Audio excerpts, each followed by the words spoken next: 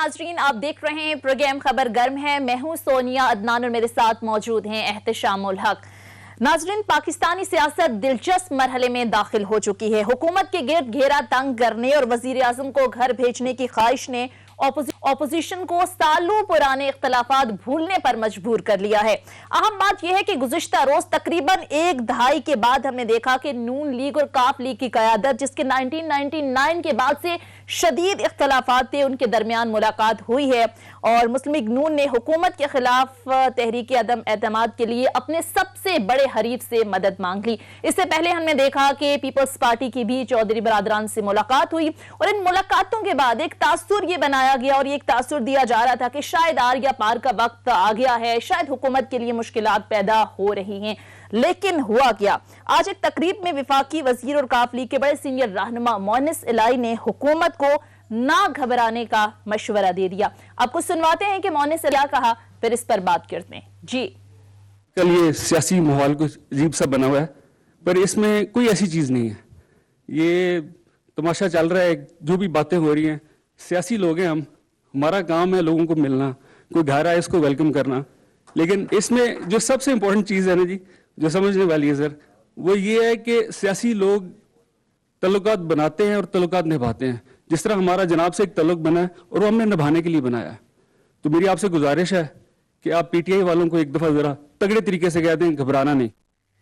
जी, तो इसके जवाब में वजीर आजम इमरान खान ने भी चौधरी बरादरान पर मुकम्मल एतमाद का इजहार किया और कहा कि पीटीआई की सख्त तरबियत की है, वो घबराते नहीं है। मोनिस, आपने बड़ी अच्छी बात की।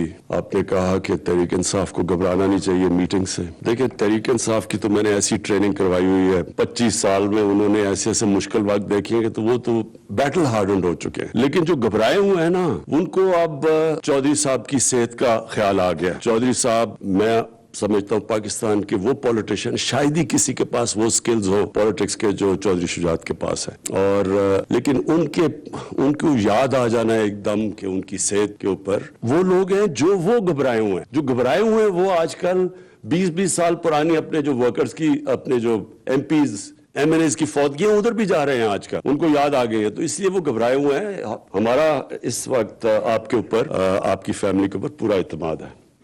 जी, तो प्राइम मिनिस्टर ने एक तरफ जहां इत्तेहादियों पर मुकम्मल एतमाद का इजहार किया, वहां दिलचस्प बात यह है कि पिछले कई दिनों से हम देख रहे थे कि मुस्लिम लीग नून के बड़े सीनियर रहनुमाओं की जानिब से यह दावा किया जा रहा था कि हुकूमत के खिलाफ जो तहरीक अदम एतमाद लाई जाएगी, उस हवाले से नंबर गेम हमारे हक में है, नंबर्स पूरे हैं। लेकिन गुज़िश्ता रोज मौलाना फजलुर रहमान ने कहा कि नंबर गेम पूरा होने तक जल्दबाजी ना की जाए। मौलाना फजलुर रहमान ने क्या कहा, वो भी सुन लीजिए। एतमाद की बात करके इशारा दे दिया है, नया खेल शुरू होने वाला है। हम फौरी तौर पर एक जरगा तश्कील दे रहे हैं। पीटीआई के इत्तेहादी जमातों से कहा जाए, अब कौम पर रहम करें, मुल्क डूब रहा है और आपको अपने इख्तिदार की फिक्र है, कौम का साथ दें, बहुत हो गया। इब्तिदाई तौर पर हमारे राब्ते कामयाब हैं, हमने होमवर्क करना है। जब तक वोट पूरे नहीं होते जल्दबाजी भी नहीं करनी हमने, हम जल्द ही वोट पूरा कर लेंगे। अब नाज़रीन, सवाल यह है कि इस तमाम तर सिनेरियो के अंदर मुस्तकबिल में होगा क्या? तहरीक अदम एतमाद होगी या नहीं, और इसके साथ साथ हुकूमत क्या खतरे से बाहर आ गई है? सारे मामलात पर तफसील से बात करेंगे और बात करने के लिए प्रोग्राम में आज हमें ज्वाइन किया है पीटीआई के सीनियर रहनुमा जमशेद इकबाल चीमा साहब ने। Thank you so much for joining us sir. लेकिन आगाज एहतशाम साहब आपसे करेंगे। एहतशाम साहब, कल तक तो ये तासुर ज़ाहिर बड़ा मजबूत हो रहा था कि शायद आर या पार का वक्त आ गया है, इत्तेहादी भी कोई हरी झंडी दिखा रहे हैं, लेकिन आज अचानक क्या हो गया कि मंजरनामा ही बदल गया? सोनिया, अदम एतमाद के हवाले से आज के दिन बड़ा अहम है।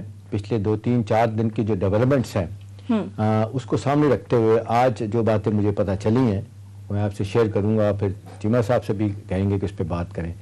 ये अदम एतमाद का ड्रॉप सीन किस तरह हुआ, क्या हुआ, इस सारे मामले का सोनिया विलन कौन और हीरो कौन है? अच्छा, आपके लिए हैरत की बात होगी, एक ही शख्स विलन है और एक ही शख्स हीरो है, उसका नाम आसिफ जरदारी है। जिस तरीके से वो गेम प्लान करके गए हैं और जाके अस्पताल में दाखिल हो गए, जनरली बीमार भी होंगे, ठीक है, अल्लाह सेहत दे उन्हें।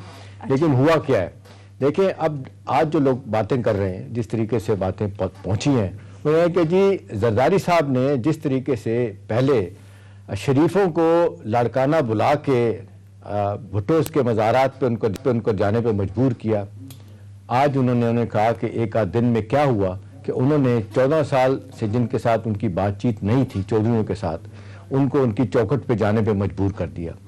सोनिया, आपको याद होगा नवाज शरीफ साहब बड़े वाज़ेह तौर पे 2-3 लोगों का नाम ले चुके हैं कि मैं अपनी सारी जिंदगी उनसे बात नहीं करूंगा, कॉम्प्रोमाइज़ नहीं करूंगा। उनमें चौधरियों का नाम देते थे और शेख रशीद का, शेख रशीद साहब का भी, एक आदमी का और भी नाम लेते थे।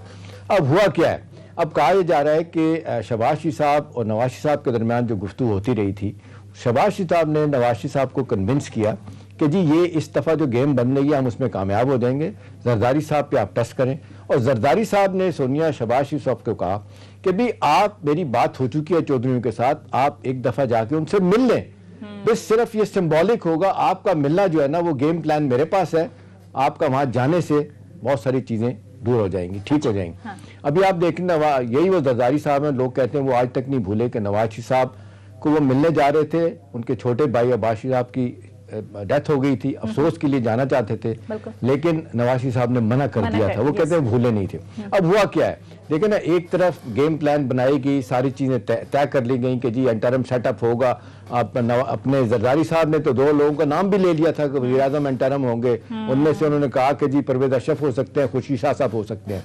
अब सारे मामले में आपने देखा कि जिस तरीके से आज मुनिस इलाही ने बात की, और मेरे ख्याल में मुनिस से ज़्यादा अहम बात जो इग्नोर होगी सोनिया, वो नईमुल हक जो हैं इनके एमक्यूएम के, उन्होंने जो बात की है, उन्होंने कहा कि जी जहाँ पे भी जब भी बात आजकल हुई है आदम एतमाद की, तो हमने किसी तरह बात की है ना सुनी है।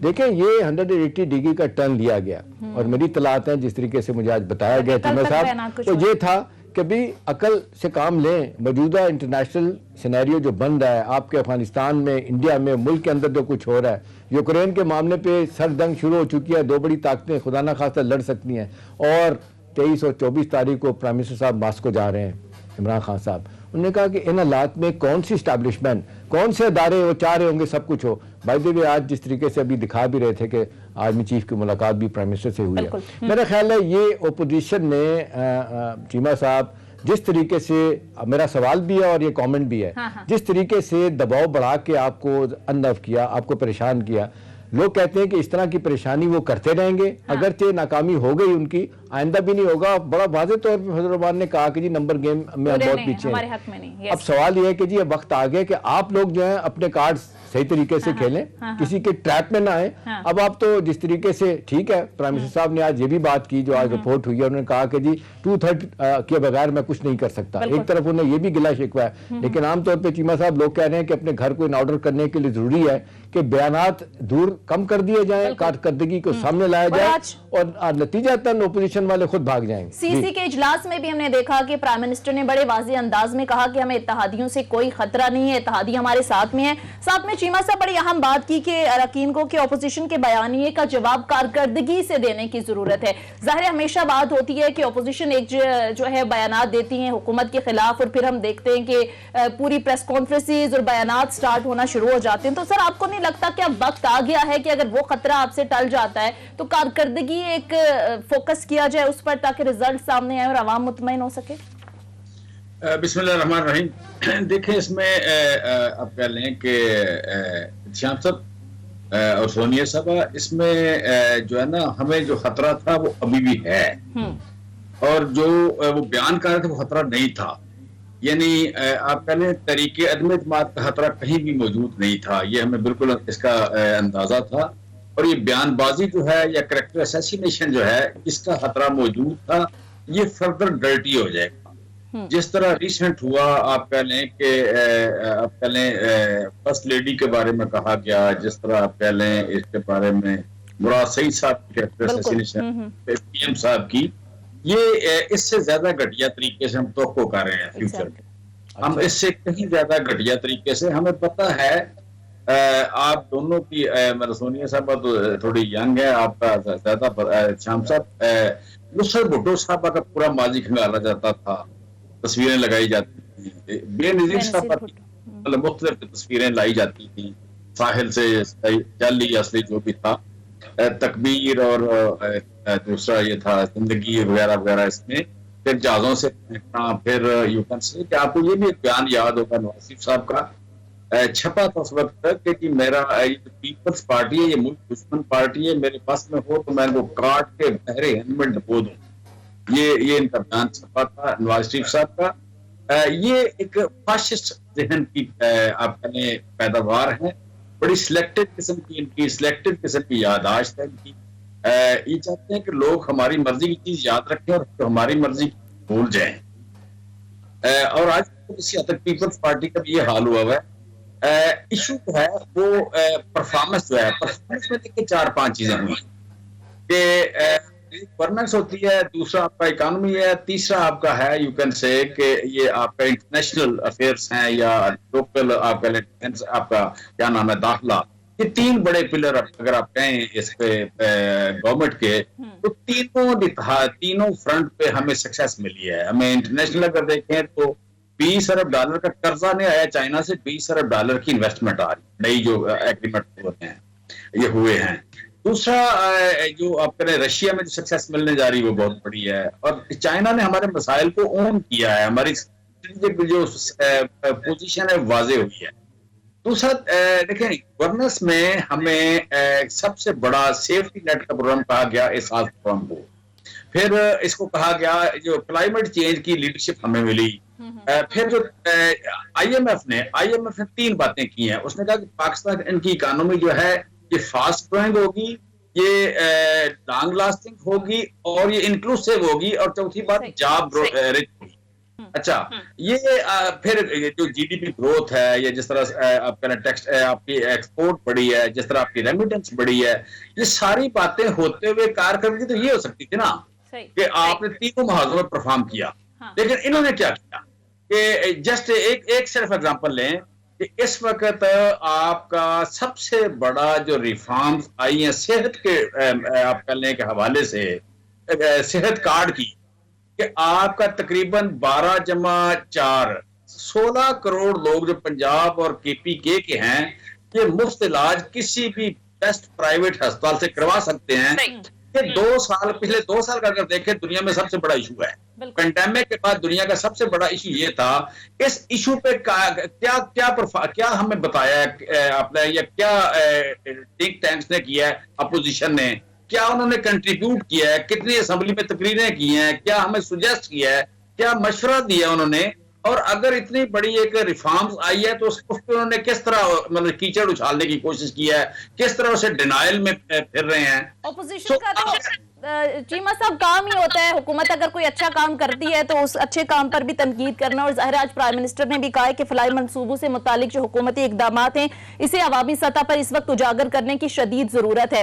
लेकिन सर दूसरी तरफ हम देख रहे हैं कि इस वक्त जो ओवरऑल सिचुएशन चल रही है, कहीं ना कहीं प्रेशर आपको लगता है कि अभी भी गवर्नमेंट पर है, क्योंकि ऑपोजिशन हम देख रहे हैं कि सरतोड़ कोशिशें कर रही है इत्तेहादियों को साथ मिलाने की, बड़ी मुलाकातें हो रही हैं, और ऐसा लग रहा है कि गवर्नमेंट के एंड पर भी ऑल इज नॉट वेल। और फिर साथ साथ ये कहना कि ज़ाहिर है गवर्नमेंट तो सिचुएशन को स्टेबल करती है, वजीर दाखिला ये बयान दे देते हैं कि 50 दिन अगले इंतहाई अहम है, फिर हमने देखा प्राइम मिनिस्टर ने भी ये बयान दिया कि अगले 3 माह अहम है। तो आपको नहीं लगता कि ये जो हुकूमत के एंड पे बयानात आते हैं ये भी गैर यकीनी की सूरत हाल पैदा करते हैं? देखें मैं वो फिक्रा उस तरह बोलना नहीं चाहता, लेकिन है यही कि जी इस शहर के कुत्ते खुले हैं और पत्थर बंधे हुए हैं। वो शेख सादी ने कहा कि शहर के फलां कुत्ते खुले पत्थर बंधे हुए हैं। देखें फ्रैंकली मुझे अगर यहाँ खड़े होकर मुझे सामने मेरे टीवी पे आ रही हो, मेरे बारे में कोई बात आ रही हो, तो मैं कहूँ कि मैं बड़ा शरीफ आदमी हूँ, मैं बड़ा पढ़ा लिखा हूँ, या इसी प्रोग्राम में कोई आपके साथ पैनलिस्ट मुझे गाली दे के चला जाए, मैं नहीं जाने दूंगा, मैं उसे नहीं जाने दूं। मैं 3री बार कह रहा हूं, मैं बड़ा पढ़ा लिखा आदमी हूं, मैं यूनिवर्सिटी में पढ़ाता हूं, मैं ये नहीं करने दूं। ये नहीं होता कि आप देखें यहाँ पे आज तक इतना मुल्क लुट गया, लेकिन अदालतों ने फैसला नहीं किया। सारी बातें टीवी पे हो रही हैं। जब सारी बातें टीवी पे हो रही हैं तो मुझे या मेरे प्राइम मिनिस्टर को या मेरी गवर्नमेंट को कोई करप्ट कह दे तो मैं उससे कहूंगा कि उल्लू के पट्टे आओ इधर, मैं तुम्हें बताता हूं तुम ज्यादा करप्ट हो या कौन है। ठीक है, मुझे कहना पड़ेगा, ये नहीं मैं चुप कर जाऊंगा, ये होगा नहीं, हो नहीं सकता। तो मुझे इसका जवाब देना है, मुझे बताना होगा कि आपके 16.3 अरब रुपए यहाँ आप ना कम से कम कहे पढ़े लिखे लोग हैं, जो मर्जी कहे। बहरहाल हर शख्स एक जुबान है, एक तरीका पैराए में बात करने का, वो आप जरूर करें। देखिए 2 चीजें मुझे समझ आ रही हैं। एक तो बड़ा वाज़े तौर पे एक बात समझ आ गई है कि अदम एतमाद के हवाले से जो नट्स एंड बोल्ट्स की जो ज़रूरत थी वो काफ़ी नहीं मिले अपोजिशन को। फिर जो कहा जाता था कि जी 24 लोगों का फिगर आया कि जी पीटीआई के डिसकंटेंट एलिमेंट, और आपने देखा कुछ पीएमएलएन के लोग तो बड़ा वाज़े तौर पे ये भी दावा कर रहे थे कि 4 से 5 वजीर हमारे जो है ना वो हमारे साथ हैं, हमारे राब्ते में है। अब पता चल रहा है कि जी वही बात जो सबको पता थी कि 63A जो है ना वो बड़ा वाज़े तौर पे कहता है कि अदम एतमाद के लिए ओपन वोट होगा, वहाँ पे हाथ खड़ा करना होगा, और अगर आप पीटीआई के आदमी को हाथ खड़ा करके प्राइम मिनिस्टर के खिलाफ वोट देगा तो वो खड़े खड़े आप देख लें डी-सीट हो जाएगा। वो आप देख लें ये क्लास जिस तरीके से फंक्शन करती है वो आप किसी सूरत में भी आप नहीं हो सकता कि आप अपनी रुकनीत बरकरार रख सकते हैं, डिफेक्शन क्लास लागू हो जाती है।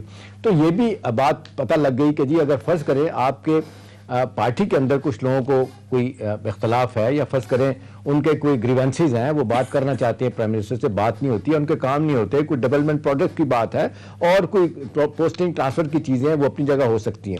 अब अहम सवाल इस वक्त ये जो सोनिया जिस बात का जिक्र कर रही थी, माजरत के साथ चीमा साहब जिस तरीके से आप लोग रिएक्ट कर रहे हैं ना, ये एक बहुत बड़ा मवाद अपोजिशन को डे टू डे बुनियादों पर मिल रहा है। कहते हैं अपोजिशन के पास खोने के लिए कुछ नहीं होता, वो आज एक बात करेंगे, कल बात करेंगे। अब मेरी इत्तला ये कि कल इनकी जो आपस में मीटिंगें हुई हैं गैर सरकारी तौर पे या गैर सरकारी क्या कहते हैं वो प्राइवेटली जो बातें ऐसे हुई हैं, उसमें उन्होंने कहा है कि जी अब तो हमारे लिए बड़ी मुश्किल हो जाएगी, प्राइम मिनिस्टर के खिलाफ तो कुछ नहीं कर सके, चलें let's do this practice against the speaker.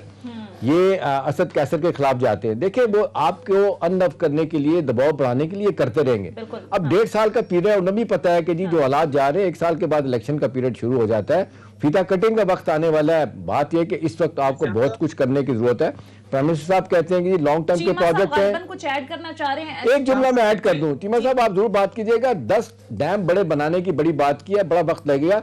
Mohammad dam 2025 में मुकम्मल होगा, 2023 के इलेक्शन के लिए आपको बहुत कुछ चाहिए, वो नजर नहीं आ रहा है। जी अच्छा श्याम साहब देखें, इसमें एक तो ये कि जिस बात का आपको पता है पार्लियामेंट में बैठे हुए बंदे को ना पता हो, ये हो नहीं सकती। आपको पता है कि बंदा डी-सीट हो जाएगा अगर वो वोट देगा, मुझे भी पता है, सोनिया साहब को भी पता है। तो जो बंदे पार्लियामेंट के अंदर बैठे हैं या जो बंदे पिछले 20-20, 30-30 साल से अपनी पार्टियों को हेड कर रहे हैं, लीड कर रहे हैं, वकला की टीमें हैं, उनको क्या नहीं पता इस बात का। सो ये बात कभी थी नहीं, ये बात कभी थी नहीं। फिर अगर देखें तो लॉजिकल हम देखें तो PMLQ और मुस्लिम लीग नून ये आपस में इनकी वो आप कह लें कि एक दूसरे को खत्म करने की कोशिश की, इन्होंने खत्म करने की, ठीक है, उनकी सियासत को उन्होंने खत्म करने की कोशिश की, या जैसे कह रहे एज ए मतलब फिर इसी तरह MQM और पीपल्स पार्टी की दुश्मनी है बाकायदा। अब उनको इन बातों का पता था कि ये अब फिर ये कि हमारे पास 156 हमारे अपने वोट है, हमारे अपने वोट 156 है, ये सारा नंबर इकट्ठे करें फिर 156 बनते हैं। अच्छा अब हमारे पास तो 3 इत्तेहादी हैं छोटे छोटे दरमियाने, मतलब 6-6, 7-7 वाले, उनके आप कह लें कि जो तहफ़्फ़ुज़ात हैं उनको एड्रेस करना भी मुश्किल होता है। तो आप क्या मतलब 15 पार्टियां इकट्ठी करके तो जैसे जैसे मतलब आप कह लें कि मेंढक एक टोकरी में इकट्ठे करना है, ये इट्स वेरी डिफिकल्ट। और जब तक बुनियादी 3 बुनियादी सवाल जब तक एड्रेस नहीं होते, पहली बात यह कि वज़ीर आज़म कौन होगा, फिर दूसरी बात कि वज़ीर आज़म का टेन्योर कितना होगा, टेन्योर सबसे इंपॉर्टेंट है। बिलावल साहब की इंटरेस्ट है कि मैं 1.5 साल का मुझे टेन्योर मिले। और तीसरी बात यह कि फिर आप कह लें कि इख्तियारात या गवर्नमेंट का इसको हिस्सा कितना मिलेगा। जब 3 बातें तय नहीं होती तमाम पार्टियों के दरमियान, उस वक्त तक ये बात शुरू ही नहीं होती। ठीक है, और इंसान पता था, लेकिन बात क्या करें, जैसे कल हमारे पास चंद घंटे हैं, चंद दिन हैं, चंद घंटे हैं, चंद लम्हे हैं, ऐसे मैं कल लेकिन चीमा साहब मुश्किलात तो कहीं ना कहीं अभी भी गवर्नमेंट के लिए है। जाहिर है जब भी कोई ऐसा वक्त आता है, हम देखते हैं इत्तेहादी आपको ब्लैकमेल करना शुरू हो जाते हैं, पार्टी के अंदर इख्तलाफात की भी बनी होती है। जहांगीर तरीन ग्रुप मीडिया के पे आकर क्या कुछ नहीं कहा उसने प्राइम मिनिस्टर के खिलाफ, पार्टी के खिलाफ। तो बहरहाल कहीं ना कहीं खतरात मौजूद तो हैं। मुख्तसर ब्रेक लेते हैं, ब्रेक के बाद जब वापस आएंगे तो मजीद इस पर बात करेंगे। Stay with us.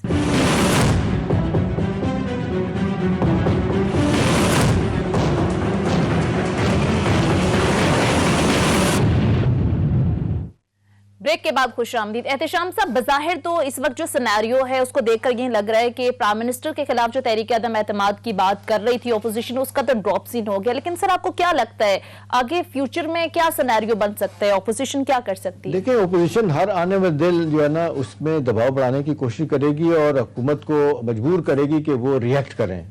रोज हम कहते हैं कि जो हुकूमत को एक्ट करना चाहिए। जब आप रिएक्ट कर रहे होते हैं तो लोग फिर आप कहते हैं कि आप यू आर गेटिंग नर्वस, तो उसमें फिर आप मामलात आपके हाथ से दूर होते चले जाते हैं। अब अहम सवाल यह है कि जी नंबर गेम में चीज़ें सामने आना शुरू हो गई हैं जिस तरह हो रहा है। लेकिन दूसरी तरफ आप देख लें, मुलाकातें हैं। अब एक खबर ये भी है कि जहांगीर तरीन साहब बज़ाहिर तो उनके बंदे यही कह रहे हैं कि हमारा ग्रुप 32-34 लोगों का है, वो हुकूमत के साथ खड़ा है। और वो इतला ये कि जी फजल रहमान से भी मिलने जा रहे हैं। अब फजल रहमान साहब से मिलने का मतलब बज़ाहिर कुछ भी हो सकता है। वो कहेंगे जी हम तो पॉलिटिकल लोग हैं, मिलने जाते हैं, इससे क्या फ़र्क पड़ता है। लेकिन ये सिग्नलिंग, ये मैसेजिंग, ये पोस्चरिंग होती है जो बता रही होती है कि आप अपने लीडर को भी बता रहे हैं, अपने वोटर्स को भी बता रहे हैं, अपने साथ जो लोग हैं उनके को भी कुछ मैसेज दे रहे होते हैं। अब सवाल है कि इतने दिन हो गए हैं, जहांगीर तरीन का मामला किधर हुआ, राइट हुआ, लेफ्ट हुआ, अभी तक नहीं हुआ, लिम्बो में सारी चीज़ें गई हैं। मुझे ज़ाती तौर पे ये लगता है चीमा साहब कि अब जितना वक्त करीब आपके लिए, अब जिस तरह फायर फाइटिंग आपको करनी पड़ती है, जिस तरीके से एक ओपोजिशन का बंदा बयान देता है कि प्रेस कॉन्फ्रेंस करता है, 2 बंदे आपके और 3 बंदे जवाब दे रहे होते हैं, तो लोग ये कह रहे हैं कि जी ये एक्ट और रिएक्ट वाला मामला जो है ना इसको ख़त्म होना चाहिए। अब थोड़े टाइम में, ठीक है, अच्छी बात है, सेहत कार्ड आपका बहुत बड़ा प्रोजेक्ट है। पंजाब में अगर लोग कहते हैं कि 20 से 25% भी बाय द टाइम 2023 आता है आप देने में कामयाब हो जाते हैं, और 10 घरों में से 1-2 घर जो है ना वो 10 लाख क्या इलाज करवा सकते हैं, तो ये आपके लिए विन विन सिचुएशन बन सकती है। लेकिन इसके साथ साथ जो लोग आपको बहुत तवज्जो देने की कोशिश कर रहे हैं कि महंगाई का एलिमेंट अपनी जगह है, बहुत से हवालों से हम नहीं कुछ कर सकते। आज भी देख लें $95 बैरल जो है ना वो पेट्रोल हो चुका है, हमें कुछ नहीं कर सकते, हम तो इंपोर्ट ही करते हैं। इस तरह कमोडिटी प्राइसेस भी नीचे नहीं आ रही, वेस्ट अमेरिका सब परेशान है। लेकिन एक चीज़ लोग ज़रूर कह रहे हैं कि जिस तरीके से पाकिस्तान में महंगाई जाती है, जिस तरीके से चीज़ें पाकिस्तान में ख़राब की जाती हैं, जिस तरीके से माफियाज ऑपरेट करते हैं, ज़ख़ीरा अंदोज़ अपना काम दिखा रहे होते हैं, और जिस तरह ब्यूरोक्रेसी उनको मिल के सपोर्ट कर रही होती है, इसको इस नेक्सस को चीमा साहब तोड़ने में आपकी हुकूमत कामयाब नहीं हो सकी। एक तो ब्यूरोक्रेट्स आपको साथ नहीं दे रहे, आपके साथ नहीं खड़े हैं, उनको डर लगता है कि एहतसाब में फंस जाएंगे। दूसरा, एक रेट अपनी गवर्नमेंट की होती है कि लोग नीचे उसकी बात सुने, माजरत के साथ लोग बात नहीं सुन रहे, नतीजतन आपको सफ़र करना पड़ रहा है, चाहे महंगाई का मामला हो, चाहे अभी देख लें ये कितना खौफनाक मामला अभी तक चल रहा है आपका खाद वाला मामला। लोग कहते हैं खाद का इशू कोई नहीं था, बनाया गया। अब माजरत के साथ इल्ज़ाम खुसरो बुख्तियार पे लग रहा है कि उसने फटा डाला, शायद उसने माल बनाया। बार बार कैबिनेट में बताया गया कि जी बुरान आ रहा है, वो कहते कोई बुरान नहीं। तो ये इस तरह की चीजें जो अल्टीमेटली आपके खिलाफ जाती हैं चीमा साहब, इसको तो रोकने की जरूरत है ना। जी चीमा साहब, देखिए, इसमें पहली बात तो ये है साहब, देखें इसमें ये जो है ना जी इल्जाम लगने वाला और उसको जवाब देने वाला, ये तो मैं तो कर रहा हूँ कि शायद ये जो इस वक्त है इससे आगे बात जाएगी, ये रिवर्स होती मुझे नजर नहीं आती। वजह ये कि ये अपोजिशन इसको पिच बनाने की या बैटर फील्ड बनाने की कोशिश करेगी, और कम्युनिकेशन का जवाब भर कम्युनिकेशन होता है। ये आप कह लें कि आपने अपने जो परफॉर्मेंस है गवर्नमेंट की वो उसकी वजाहत करनी है। आपका ये एक फ्रंट ये है, दूसरा ये है, दूसरा फ्रंट आपका ये है के साथ I hate to interrupt you Cheema sahab, गाली का जवाब गाली से नहीं होना चाहिए। गवर्नमेंट ऑफ डे को गाली का जवाब गाली से नहीं देके और अपने अच्छे कॉन्डक्ट से साबित करना है कि हम आपसे बेहतर है। सर देखें, इसमें हम तो करेंगे कि हमें मीडिया थोड़ी हेल्प करे कि इस मुआशरे में गाली ना जाए। ये आप कह लें कि इसमें मीडिया के लोगों से हम रिक्वेस्ट करेंगे कि ऐसे लोग जो मीडिया पे आके इस तरह की बात करते हैं उनको इनकरेज ना किया जाए, वो तर्जमान ना बने, वो आके इस आप कह लें कि कौम का अखलाक ना बगाड़ें। लेकिन अगर मेरे सामने को आ जाए, मुझे सामने देके चला जाए, ये नहीं होना। ये इसका मैं बार बार ऐलान कर रहा हूँ कि मैं देखें, मैं पीएमपी कोर टीम का आदमी हूं। मैं कोई ऐसा अपनी तरफ से सिर्फ अपनी पसंद नापसंद में बिल्कुल नहीं बयान कर रहा। मैं बयान कर रहा हूं कि ये नहीं होना कि आप कह लें कि खातून अव्वल के बारे में कोई बात करे, पीएम के बारे में कितनी गिरी हरकत करे और हम उसके बच्चों की बात ना करें। देखें, अगर किसी ने पीएम के किसी फैमिली की बात करनी है तो हम चैनल के मालिक की फैमिली की बात करेंगे। ये नहीं हो सकता कि हम नहीं करेंगे। ये समझ लें लोग, ऐसा नहीं होगा। एक चीज हुई है अब देखें, फर्स्ट लेडी के बारे में जो बातें बनाई गई कही गई, उसके बाद जब कल इसका रिबटल आया, इसका डिनायल आया, उसके बाद देख लें जो सब बातें कर रहे थे ना वो अपने मुंह छुपाए फिर रहे हैं। देखें ना, एक बयान के बाद मुंह छुपा रहे हैं, लोग सवाल उनसे कर रहे हैं और बेशुमार लोग हैं जिन्होंने ये मैसेज आगे किए, अच्छे खासे संजीदा लोग, उन पर भी लोग तनकीद का उनको निशाना बना रहे हैं और फिर वो सल्लल्लाहु अलैहि वसल्लम की बात की जाती है कि सुनी सुनाई बात को आगे मत करें। तो हमने किया जिन्होंने, मेरा ख्याल है कि इसका जो कालक जो कर रहे हैं मेरा ख्याल है अपने मुंह पे खुद लगा रहे हैं। आप चीमा साहब इस मामले में हुकूमत को चाहिए कि अपना काम करे, आपको एंगेज कर रहे हैं कि इसी में फंसे रहे, आप कोई काम ना कर सके। श्याम साहब, आप हुस्ने सलूक की बात कर लें, ये इंसानों के लिए बात होती है, ये इंसानों के लिए बात होती है, ये अच्छे लोगों के लिए बात हो। अगर घर से कोई सोच के आए, एजेंडा लेके आए, मुझ पे कोई तमाश छोड़ दे, तो मैंने मुझ पे कोई छोड़ दे तो क्या ख्याल है कि मैं उसे मार खाऊंगा, मैं सोसाइटी में बेइज्जत होता रहूंगा? ऐसा नहीं होना, ऐसा नहीं होना। मैं देखें, फ्रैंकली मुझे तो एक बार एक्सपीरियंस हुआ, बड़ी मैं आपके चैनल पे बड़ी माजरत के साथ एक बात कर रहा हूँ कि मुझे उन्होंने बड़ा अजीब सा सवाल पीएम के बारे में कर लिया। मैंने कहा ठहरे, सारे इशू रोकते हैं, इस मुल्क का इशू यही रह गया, पीएम का ये इशू रह गया, तो चलो ठीक है, हम फैमिली टू फैमिली बात कर लें। मेरी बेटी की बात करनी है वो कर लें, मैं आपकी बेटी, आपके चैनल वाले मालिक की बेटी की बात कर लेता हूँ, चलो इसका प्रोग्राम कर लेते हैं। सारों ने आगे मुझसे माफी मांगी, मैंने प्रोग्राम ओके, यहाँ मेरी 3 बेटियां, उनके बारे में बात कर लें, मैं आपके मालिक के चैनल के मालिक। चीमा साहब, ऐसे रवैयों की हौसला शिकनी होनी चाहिए, लेकिन एहतशाम साहब जो बात कर रहे हैं कि ऑपोजिशन सर हर वो काम करेगी कि आप जो असल मामलात हैं, असल इश्यूज हैं, उनसे आपकी तवज्जो हटाई जाए, क्योंकि ऑपोजिशन का तो काम ही है कि हुकूमत के अच्छे कामों में भी रोड़े अटकाए, हुकूमत को मजबूर करेगी, लेकिन हुकूमत का काम है कि अपनी परफॉर्मेंस से साबित करना। कहते हैं कि action louder than speak. Sonia, आप मेरी मजबूरी नहीं समझ रही। यहाँ पे मुस्लिम लीग नून ने कामयाबी ली, इन्होंने बेनजीर साहबा के साथ जो कुछ किया, नुसरत भुट्टो साहबा के बारे में जो कुछ किया, इन्होंने पीपल्स पार्टी को यहां से, पंजाबी में कहते जूते मार के निकाल दिया पंजाब से। इन्होंने मैन हैंडलिंग की उनके साथ, उनके वर्कर के साथ मैन हैंडलिंग हुई, यहां से निकाल दिया गया। वो तलाश कर रहे हैं, वो मौका दोबारा तलाश कर रहे हैं हम में से कि हम को बड़े पढ़े लिखे लोग हैं, बहू हैं, ये बात तो ठीक है उनकी, हम बड़े मम्मी डैडी हैं, तो वो समझते हैं कि हमारे साथ भी ऐसा कर लेंगे। हम उन्हें वार्न कर रहे हैं कि आपकी भी खातून एक लीडर, आपकी लीडर नहीं है, लीडर खातून है, कि खुदा का खौफ करें, आपकी बेटियां हैं, बहुएं हैं, बहनें हैं, आप ख्याल करें, कुछ इस तरह की हरकतें ना करें।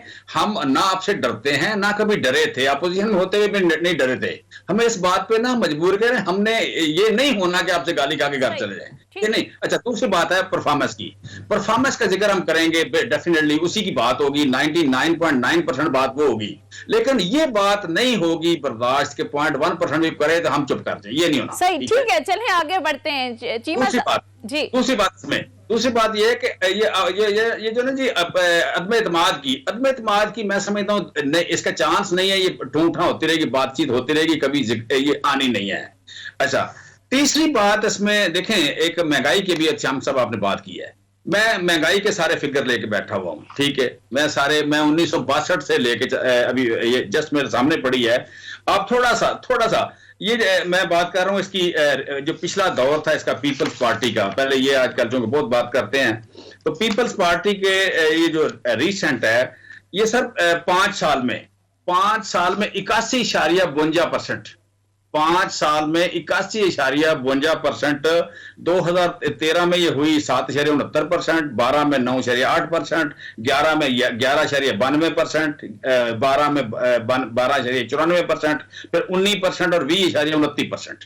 ये महंगाई है पीपल्स पार्टी की।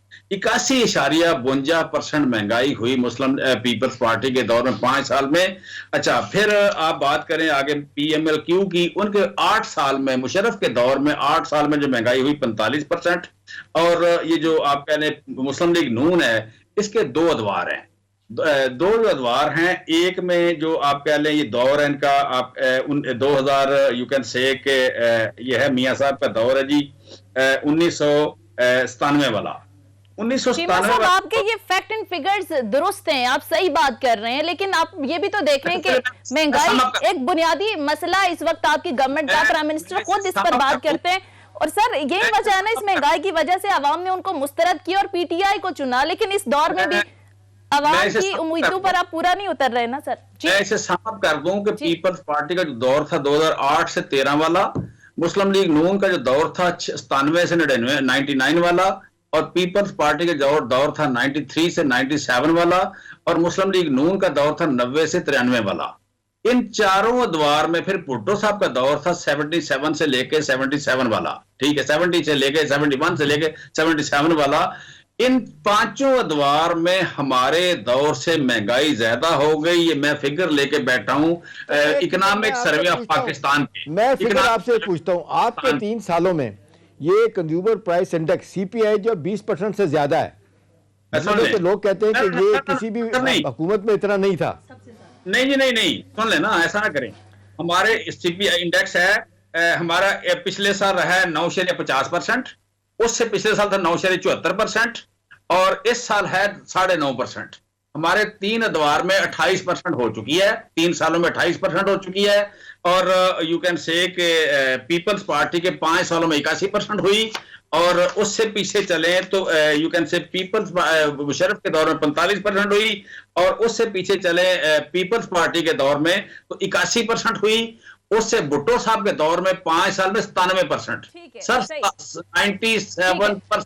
आपका पॉइंट ऑफ व्यू आ गया है। मुझे मुख्तसर ब्रेक की तरफ जाना। चीमा साहब से ब्रेक पर जाने के बाद पूछेंगे कि क्या ये फैक्ट एंड फिगर्स जो पिछली गवर्नमेंट के दिए जा रहे हैं चीमा साहब की तरफ से, क्या इससे आप आवाम को मुतमईन कर पाएंगे? 2023 के इलेक्शन में जब आवाम से वोट मांगने जाएंगे तो क्या इन फैक्ट एंड फिगर से आवाम को मुतमईन कर पाएंगे आप? मुख्तसर ब्रेक लेते हैं, स्टे ट्यून्ड।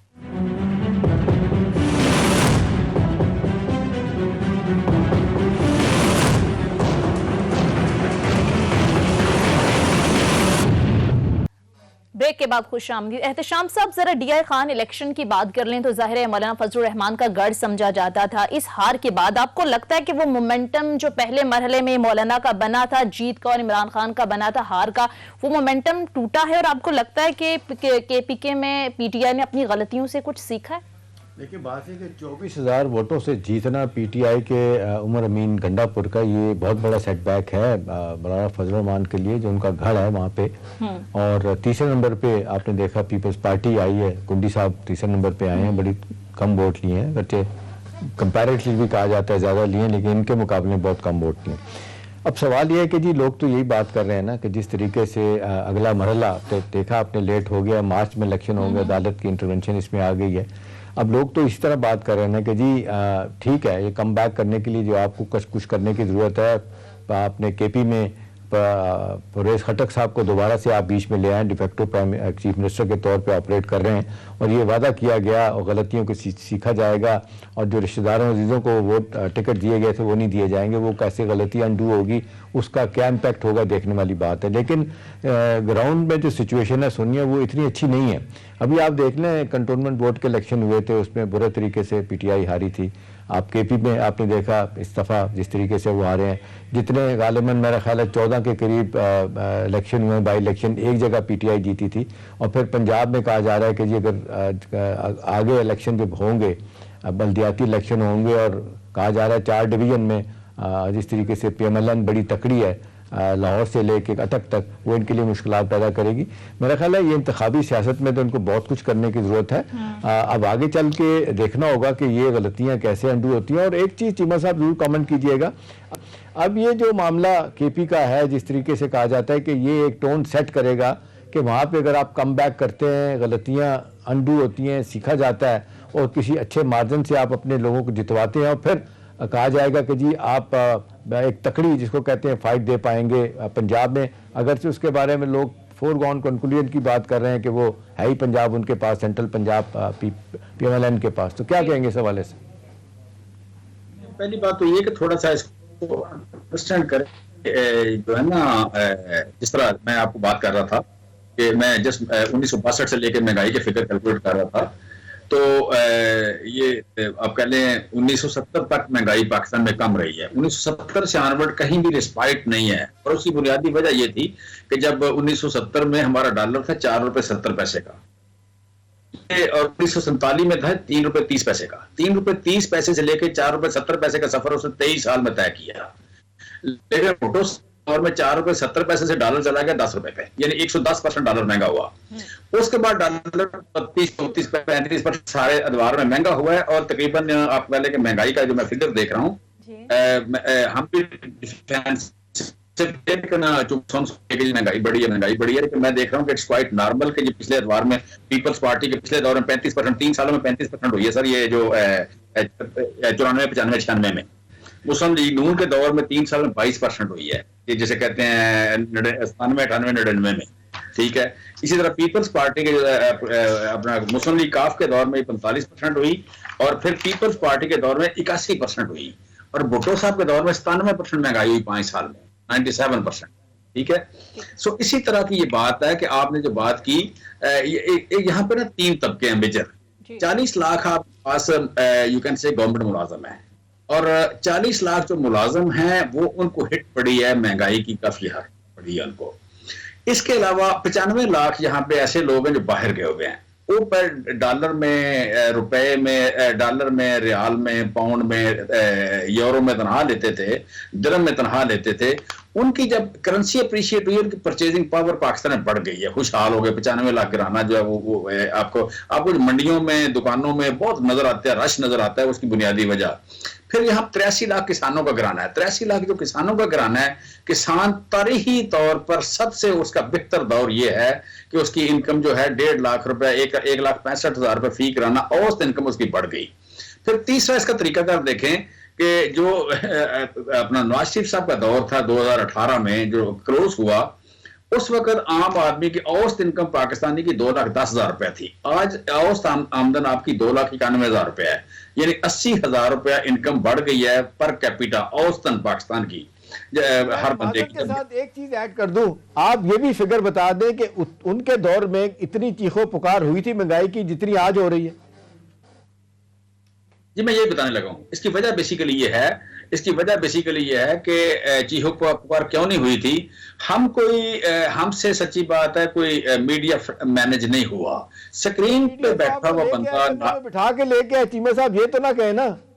मैं कह रहा हूं कि उसमें हमारा कसूर है डेफिनेटली, वो बात ठीक है, हम मीडिया की पैदावार हैं, लेकिन हमसे वो मैनेज नहीं हुआ, तो उन्होंने हमसे बेहतर मैनेज किया और वहां से शोर ज्यादा हुआ है। ये देखें, मैं जितनी फिगर आपको दे रहा हूँ इकोनॉमिक सर्वे ऑफ पाकिस्तान की दे रहा हूँ, मैं कोई अपने पल्ले से नहीं दे रहा, मैं कोई और नहीं दे रहा। जो नवाज शरीफ साहब के दौर में भी था, भुट्टो साहब के दौर, अपना बेनजीर साहब के दौर में जो इकोनॉमिक सर्वे है, मैं उसी से फिक्रें उठा रहा हूँ, मैं अपने दौर से जो है वो भी उठा रहा हूँ। अच्छा, तो मैं कहता हूँ कि किसान जो खुशहाल हुआ है। अब अगली बात आ गई कि यहाँ पे कारोबार जो तरक्की हुई है कि आपकी कारपोरेट ने मुनाफे ज्यादा कमाए हैं, आपके सारे कारोबार, टेक्सटाइल ने मुनाफे ज्यादा कमाए हैं। अब वज़ीर-ए-आज़म पाकिस्तान ने जो अपील किया है कि अपने मुलाजिम की तनख्वाह बढ़ाएं, वो बढ़ाने जा रहे हैं। 15% हमने भी टेम्परेरी रिलीफ दे दिया। हम आपसे वादा कर रहे हैं कि हम मुलाजिम की तनख्वाह या मुलाजिम की परचेजिंग पावर बढ़ाए बगैर नहीं जाएंगे। इलेक्शन में जो प्राइवेट सेक्टर में जो बड़ा है हुकूमती सेक्टर, वो लोग आपसे तवक्को करते हैं कि जो बेचारे और प्राइवेट जॉब्स करते हैं उनकी तनख्वाह भी आप बढ़वाएं। मैं उनकी बात कर रहा हूं कि जो प्राइवेट सेक्टर में ज्यादा बड़े तो वही है ना जी सेगमेंट। मुलाजिम, गवर्नमेंट मुलाजिम सिर्फ 40 लाख है, गवर्नमेंट मुलाजिम सिर्फ 40 लाख है। लोगों को समझ आती है कि शायद मुलाजिम सिर्फ गवर्नमेंट में होते हैं। गवर्नमेंट मुलाजिम बड़ा थोड़ा सबसे छोटा तबका है। मतलब किसान 83 लाख है, बाहर के हुए 95 लाख हैं, और जो सरकार दूसरे मुलाजिम है पाकिस्तान में तकरीबन जो इस वक्त 5 करोड़ 70 लाख इस वक्त लोग आन जाब है। 5 करोड़ 70 लाख लोग आन जाब है, उसमें सरकारी मुलाजिम सिर्फ 40 लाख है। लिहाजा हमने प्राइवेट सेक्टर के मुलाजिम की और गवर्नमेंट के मुलाजिम की दोनों की तनख्वाह बढ़ा के परचेजिंग पावर को आप बैलेंस करना है। ये किए बगैर हम इलेक्शन में नहीं जाएंगे, वादा कर रहे हैं आप। सही, ठीक है। बात जी, हम इलेक्शन में क्या बनेगा, इलेक्शन में देखें अगला 1.5 साल है। 1.5 साल में जब इलेक्शन के हिसाब से हम अपनी कैंपेन चलाएंगे या पहले के कम्युनिकेशन करेंगे, हम आपसे बेहतर कर लें, मीडिया मैनेजमेंट अपनी बेहतर कर लें, जो आपने चीजें अचीव की हैं चीमा साहब उनको हाईलाइट करवाएं। सियासी बातें ज्यादा हाईलाइट होती हैं, जो काम आप कर रहे हैं वो हाईलाइट नहीं हो रहा। सर आपकी बात ठीक है, हम यही करने जा रहे हैं। हम आपसे भी मदद मांगेंगे कि देखें इस मुल्क को हमने माफिया को दोबारा नहीं देना। इस मुल्क को हमने इसे रूल ऑफ लॉ लेके आना है। यहाँ पे ये मुल्क जो है ये किसी के बाप ने ना फतह किया था ना खरीदा था, ये अवाम का मुल्क है। यहाँ ये नहीं हो सकता कि आपके 8-8 साल के, 10-10 साल के, 20-20 साल के नालायक बच्चे, आप पहले वो आगे खड़े हो और 70-70 साल के लीडर पीछे खड़े हो और वो मुल्क की आप कह तकदीर की बात कर रहे हो। यहाँ पे आपके अकाउंट से सीधा 200 अरब निकल आए, आप फिर भी उंगली खड़ी कर, 2 उंगलियां खड़ी करें और चले जाएं। ये मुल्क नहीं होते, इस तरह की जमहूरियत नहीं होती। किसी जमहूरियत में करप्शन करने की खाता है तो लगाता भी है, खाता है तो लगाता भी है। इसकी इजाजत किसी आइन में नहीं है, हमारे आइन में भी नहीं है। ये मतलब ये आप स्कूलों में जाके बच्चों को पढ़ाएं कि जनाब बच्चों वो करप्शन होती रहती है, ये इसको पकड़ना नहीं चाहिए। ये आप कह लें कि ये खुद हम तो कहते हैं पकड़े ना चीमा साहब, ना पकड़े गए, ना कोई रेफरेंस बना, ना टका किसी से वसूल हुआ। सर उसमें ये बात भी आपकी ठीक है। जो इस वक्त ट्रांसपेरेंसी इंटरनेशनल की रिपोर्ट जो आई है वो यही है कि यहाँ पे मुल्क जो है लीड कैप्चर्ड है। और दूसरी जो बात की कि रूल ऑफ लॉ की नहीं है, ये दोनों परसेप्शंस हैं। ये दोनों परसेप्शंस ठीक हैं। यहाँ पे सहूलतकारी अपने अरूज पे है। एक बंदा पकड़ते हैं, 1000 बंदा डर जाता है, सहूलतकारी शुरू कर देता है। और जो हाईएस्ट लेवल पे लोग बैठे हुए हैं सहूलतकारी का काम देखें। यहाँ पे जो फैसला हुआ अभी एक जजेस के बच्चों का कि जनाब इनसे आप नहीं पूछ सकते, तो फिर लीड कैप्चर ना हो मुल्क तो और क्या हो? परसेप्शन किस तरह की होगी? कैसे मतलब अगर आप कह रहे लाखों केसेस का फैसला ना हो। यहाँ पे 800 स्टे मिला हुआ है, कारपोरेट को 800 स्टे मिला हुआ है। एक बंदे ने 5 अरब का टैक्स देना है, वो जाके स्टे ले जाता है। एक जगह 50 अरब का टैक्स देना है। मामलात को ठीक आपने करना है, इदारों में रिफॉर्म्स आपने करनी है। आप जितने भी जवाब दे दें, भी जस्टिफिकेशन दे दें, अल्टीमेटली जाहिर है क्वेश्चन जो है वो हुकूमत वक्त से ही होता है, क्योंकि आप बड़े बड़े दावे लेकर गवर्नमेंट में आए थे कि हमने करप्शन का खात्मा करना है, इस्लाह करनी है, लेकिन अभी वो सब होता हुआ नजर नहीं आ रहा। बहरहाल प्रोग्राम का वक्त खत्म हो गया है। बहुत बहुत शुक्रिया जमशेद इकबाल चीमा साहब, PTI के सीनियर रहनुमा हमारे साथ मौजूद थे। नाज़रीन, ये था हमारा आज का प्रोग्राम। फीडबैक जरूर दीजिएगा। अगले प्रोग्राम तक इजाजत दीजिए। खुदा हाफिज।